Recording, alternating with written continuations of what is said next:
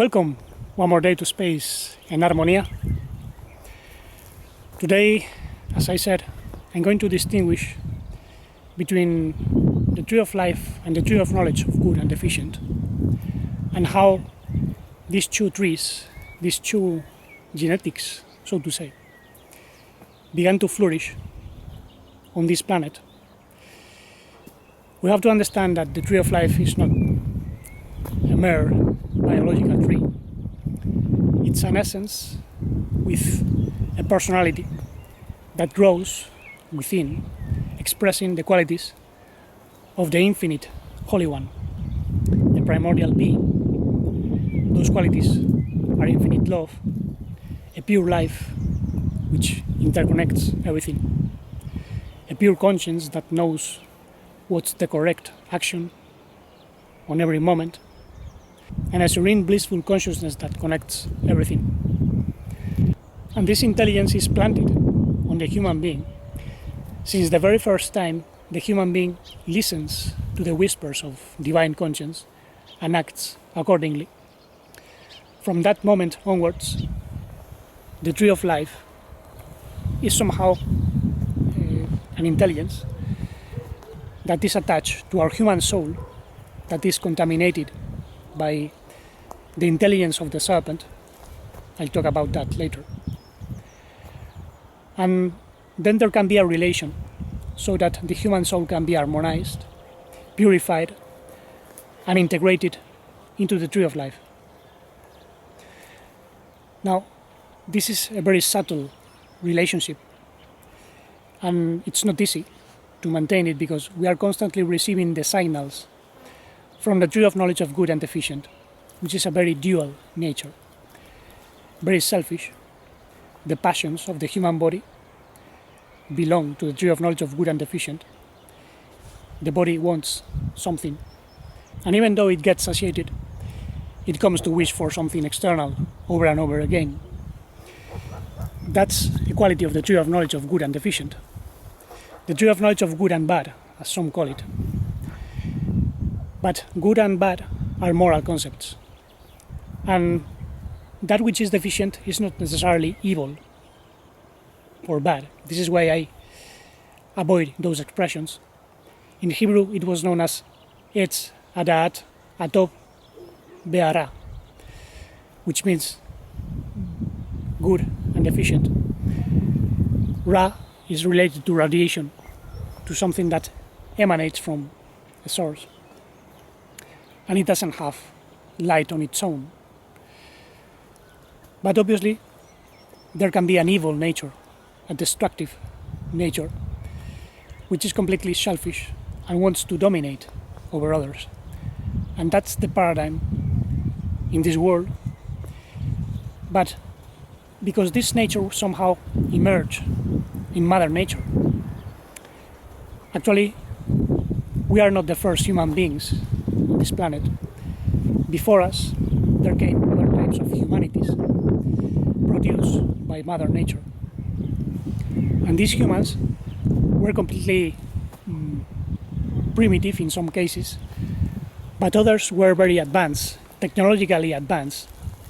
They had a very sharp intelligence, but they didn't understand love, because they were just mirroring a fall that took place in the heavenly regions, so to say.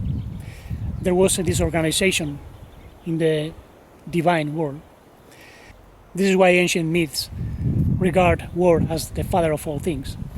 I would say the mother, but some ancient people spoke of the father of war. Even the book of Genesis comes to say that Elohim, the divine powers of nature, generated the heavens and the earth was tohu babohu, void and without form, abysmal and disorganized. And this is a tendency to chaos, which is present in the natural world. Today science says that everything tends to entropy, even though it has been suggested the universe is not entropic in its nature. There are greater dimensions of order that integrate chaos into order. But there is a tendency to chaos. Nobody can deny that. And before us, there were humanities here that enter into chaos, develop chaos, and the earth was somehow suffering because of that. And this is why ancient myths tell Mother Nature, ask the gods to solve the problem of rebellious gods. Now this means we cannot just listen to the voice of Mother Nature to overcome the duality. We need to listen to the voice of the primordial Father. And I think this was the main message of Master Ishu, whose name in Aramaic is Ishu. Yeshua is a contraction of the Hebrew form Yahoshua, which means salvation by the divine verb. And the divine verb of being includes the whole process of life, which is complete precisely because it goes through darkness, but is not destroyed by darkness. So there is nothing wrong with crossing a world of duality. There is nothing wrong with experiencing the tree of knowledge of good and deficient. But our focus must be the tree of life. And Master Ishu brought several parables that speak about this tree of life in a very detailed way. But we have to be very attentive. We have to pay close attention to specific words which are usually omitted. For instance, in Matthew 13, we hear about the parable of the wheat and the tares. The Master says that the Son of Man, the Son of Anthropos, which is a being higher than the animals, sows the good seed, divine conscience. And this Son of Man is a type of humanity that existed even before Adamic species, at least from a point of view. And he plants the seed in the world. The world is cosmos.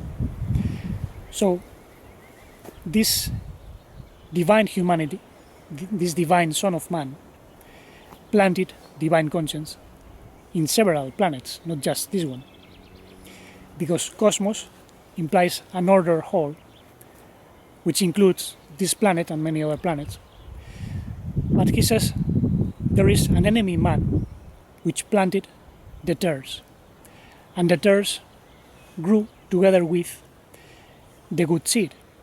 And he said we have to wait to the end of the age so that the tares can be separated from the wheat, because they can be confused, they can be mistaken because they are very similar. And this means there have been with us other humanities. Some of them were primitive, but others were very technologically advanced, and we inherited their ways of being.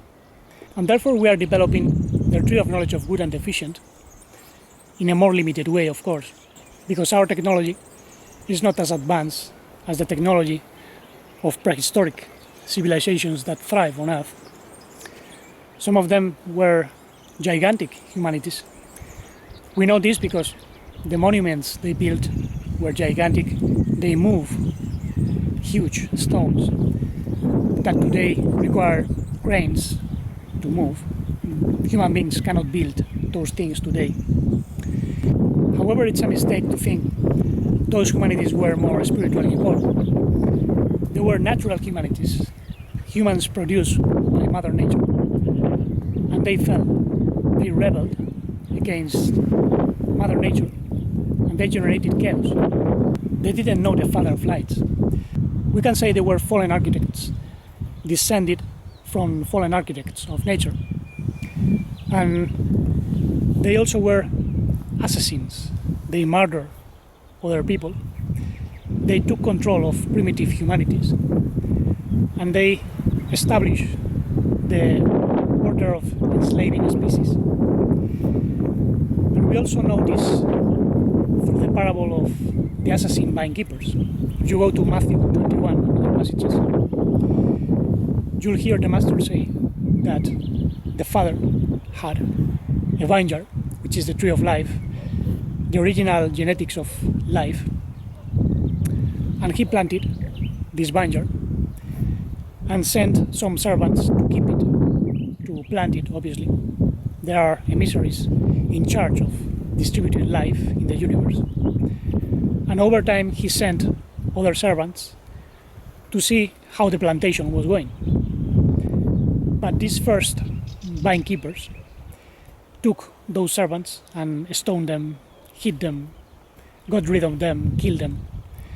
So seeing this, the father eventually sent his son, thinking that he would not be attacked by the vine keepers, because he was meant to inherit the vineyard.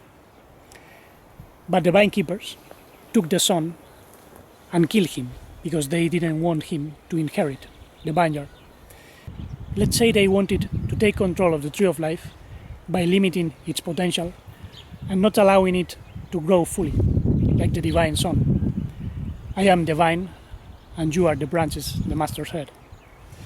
The vine is the tree of life, and those architects of nature didn't allow the tree of life to grow. I think this is the meaning of killing the son. It has nothing to do with Jesus Christ being crucified and killed to be resurrected, because the master was telling that parable and he had not gone through the crucifixion yet, at least on earth.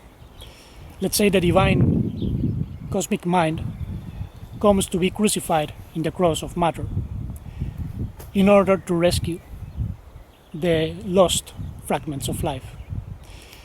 And this is a mission performed on many planets. But this is one of the most difficult planets, because fallen architects took control of the vineyard. And it's very interesting to see how in the past there were attempts to bring order to earth. Several divine architects of nature, the so-called Lord God, tried to bring order, but it was not possible. There was something missing. The divine Father of Lights had to send a greater intelligence. But we have to see how all this developed. You all have heard of the story of Adam, and we have to understand what that is, because it's related to those attempts to solve the problem. And it's not so far in time. 6,000 years ago, the Adamic soul was planted to re-establish the order generated by previous pre-Adamic humanities. And it was not possible because there was an influence. But understand how, in the story, we are told that Adam was formed from the dust of Adamah.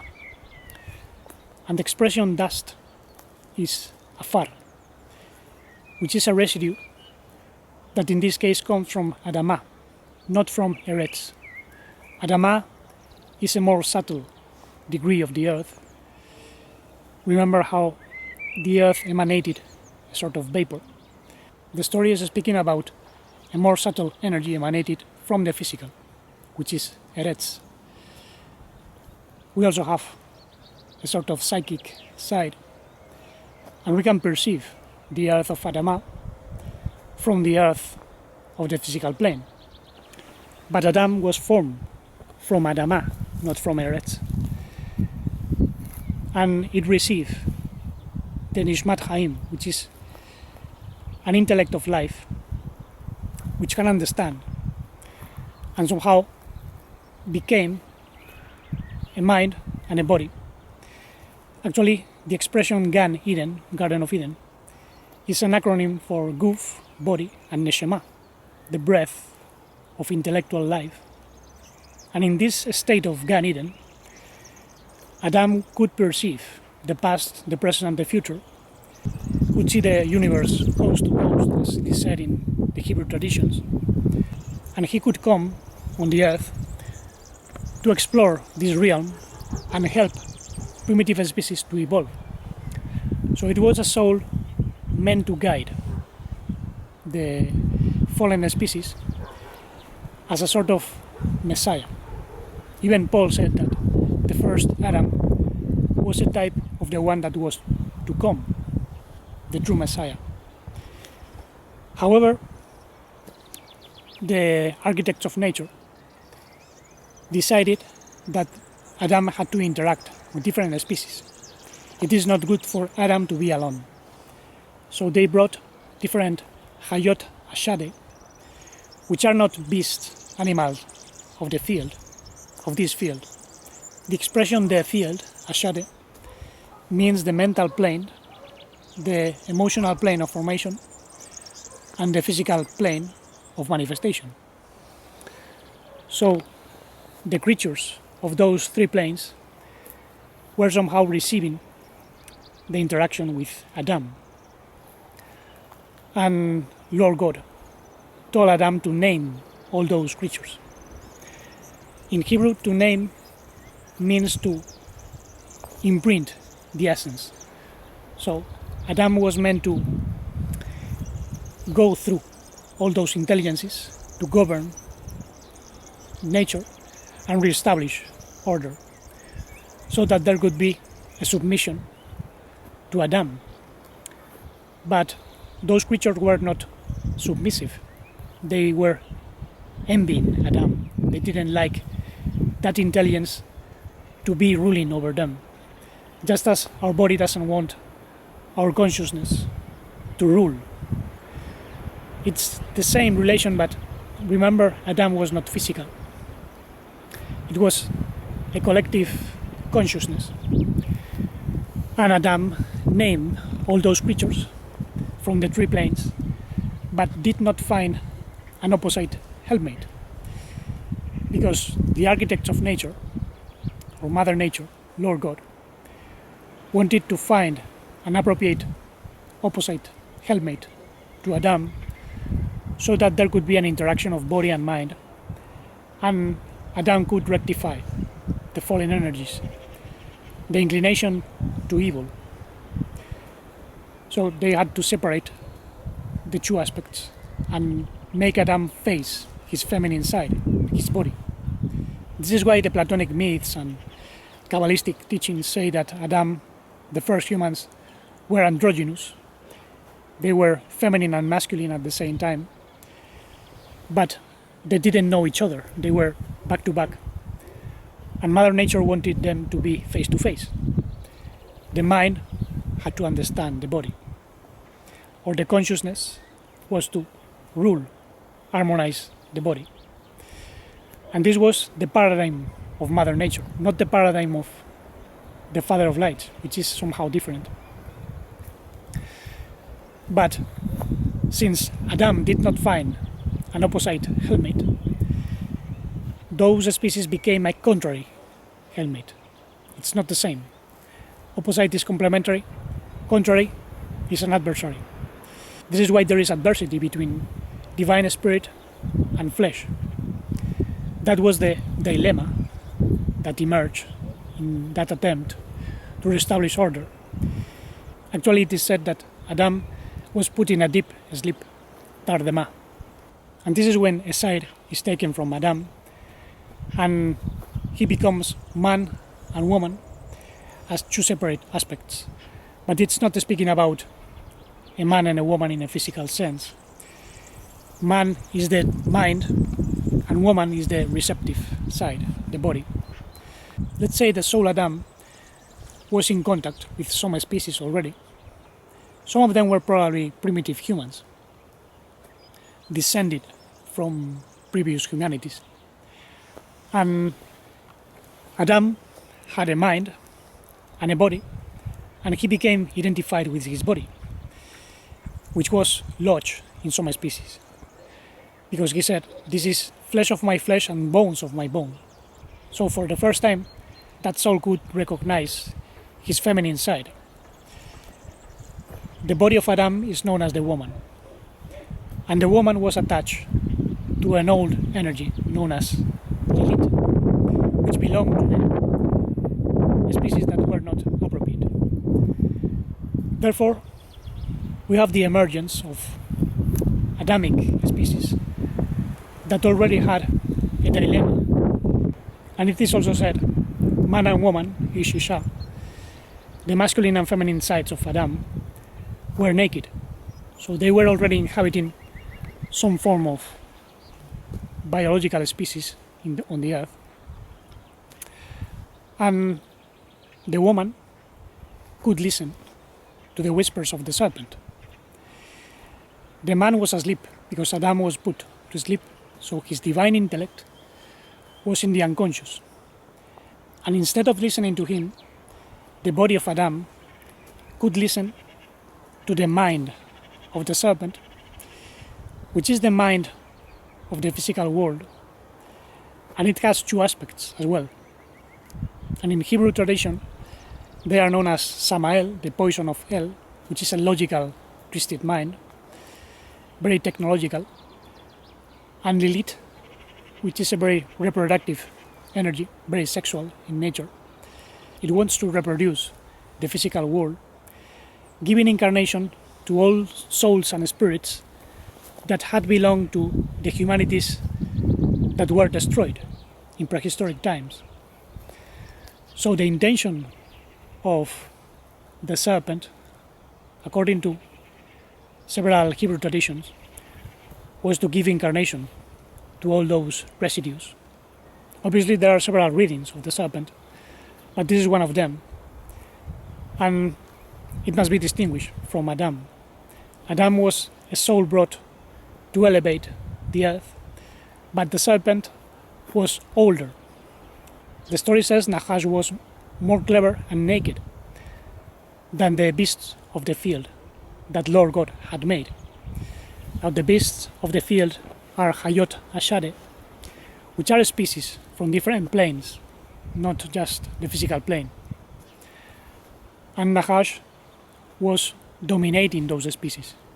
It was a kind of lord species dominating the entire physical world. And Mother Nature told Adam not to mix up with the tree of knowledge of good and bad, which is the way the mind of the serpent works. Now, it's very interesting to notice how in the parable the serpent says to the woman, "So, God told you not to eat from the trees of the garden." And she says, "No, we can eat from all the trees, but not from the tree which is in the center of the Gan Eden." Remember, Gan is mind and body.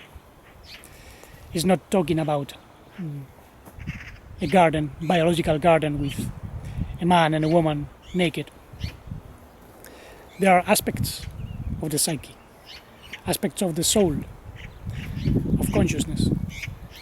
And the woman added, "But we cannot eat from the tree which is in the center of the garden, not even touch it, because we will die." And this is a very interesting point, because the expression "touch it" was not in the original commandment. The Lord God didn't say you cannot touch the tree of knowledge of good and deficient. He said you cannot eat from it, which means incorporate the essence of the tree of knowledge of good and bad in your own behavior. But you can touch it, you can be in contact with the physical world and see, explore, to guide, elevate this world. This is something expressed even in Kabbalistic teachings. But the woman added something. And some Jewish sages say that Adam added a commandment, and this was the cause of the fall. But I think the cause of the fall was also due to the experiments of Mother Nature, which was trying to solve a problem, just as our immune system tries to solve problems and sometimes makes things worse. The autoimmune diseases are an example. This is one of the differences between the point of view I'm showing in this channel and the point of view of Kabbalists, religious authorities. Even Gnostics were missing the whole picture, because they say the serpent was the divine intelligence growing in Adam, and it was helping humans to escape from the Lord God. But the situation is more complicated, because obviously the serpent was making some species more clever, But the Adamic species were not meant to eat from the tree of knowledge of good and deficient, because it had failed in previous ages. Obviously, that intelligence of the tree of knowledge was showing wisdom. The story says that the woman saw the tree as good for the eyes, good for the taste, and good to acquire wisdom. So this was the mistake. Instead of eating from the tree of life, which was the initial commandment, the Adamic species ate from something which was partial. Eating from the tree of life means eating from the divine intelligence within that discerns between that which is complete and that which is deceptive, incomplete. So I think the Gnostics are wrong in saying the serpent was the solution. Some Kabbalistic teachings say the serpent was a humanoid that existed in the Garden of Eden. And this humanoid wanted to take advantage on the human soul, the Adamic soul, helping the incarnation of the past worlds that were destroyed. But Mother Nature didn't want Adam to be fully identified with that residue. But it can be interpreted that Adam was in contact with some reptilian species and somehow became identified with the body and mind of those reptilian species. We could interpret that Adam found the serpent as a body to inhabit, as a good vessel, but this was the mistake. And therefore, that body was full of passions and a twisted intellect. And when the woman ate, then they knew they were naked. They felt fear. Fear because Mother Nature destroys everything that does not fit. Lord God doesn't have any inconvenience in destroying faulty creations.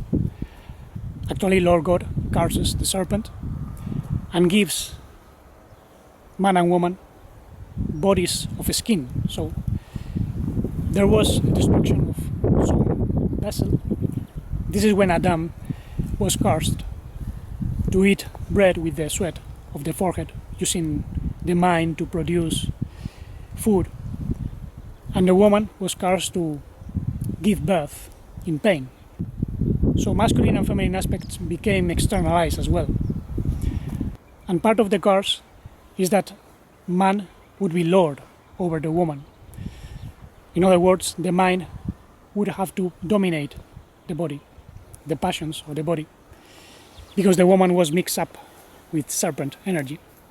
Just as the divine intellect of Adam, it was twisted. It became part of Samael.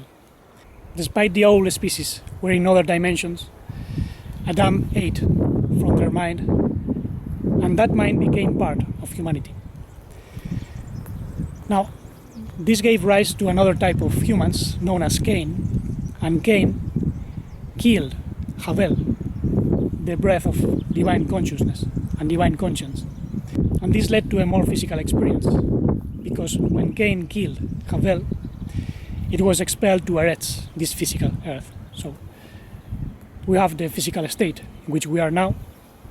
And Hebrew wisdom says that when Adam fell, it went from a 12-strand DNA to a 2-strand DNA, which is the one we have. This is why biologists came to discover that there is something strange in our DNA. It has a part which they used to call junk DNA, even though they already know it contains missing information. So the tree of life is connected to the 12-strand DNA. Even the book of Revelation says that the tree of life has 12 fruits. So this means that developing the tree of life in ourselves means activating the 12-strand DNA in ourselves. And this is amazing. This is the key of human evolution, something that was demonstrated by Master Ishu. He led the 12 tribes of Israel, which are also aspects of ourselves. Even though these tribes are fallen, because divine souls fell like a dam, but we must claim our true essence without being deceived by this world. Therefore, we must recognize who is our true Father of Lights, which is the function of Mother Nature, why Mother Nature became disorganized, and who is really the Father of Lies. I will leave this for the following day. For now, thank you very much for listening with attention. Leave your comments and questions if you wish. Give thumbs up to support the channel. Subscribe and click on the bell if you want weekly notifications. Remember, this is a bilingual channel. I publish videos in English and Spanish. And let's keep eating from the 12 fruits of the Tree of Life so that we can manifest the full personality of the Holy One, manifesting His true healing, infinite love, the unmodified life, the integral conscience that tells us what is correct and complete on every moment, making us feeling the true blissful, serene consciousness.